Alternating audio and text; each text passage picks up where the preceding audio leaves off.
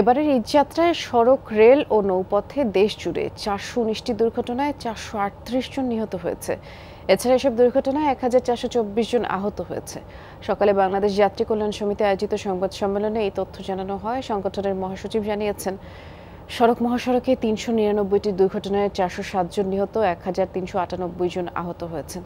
রেলপথের ১৮টি দুর্ঘটনায় ২৪ জন নিহত, ২১ জন আহত হয়েছে।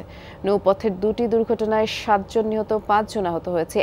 আরও জানানো হয়, সরকারের বিভিন্ন নিয়ন্ত্রণ সংস্থা মাঠে থাকলে অতিরিক্ত ভাড়া আদায় নৈরাজ্য, পথে পথে যাত্রী হয়রানি চরমে উঠেছিল। অতিরিক্ত ভাড়া আদায়ের কারণে দরিদ্র লোকজন জীবনের ঝুঁকি নিয়ে বাসের ছাদে, ট্রেনের ছাদে, খোলা ট্রাকে পণ্যবাহী পরিবহনে বাড়িতে যেতে বাধ্য হয়েছে।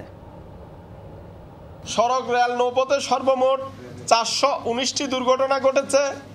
এতে ৪৩৮ জন নিহত হয়েছে, ১৪২৪ জন আহত হয়েছে। ছোট ছোট যানবাহন, মোটরসাইকেল, অটোরিকশা, ইজি বাইক অস্বাভাবিক হারে বেড়ে যাওয়ার কারণে সড়কে বিশৃঙ্খলার পাশাপাশি পাল্লা দিয়ে বাড়ছে সড়ক দুর্ঘটনা।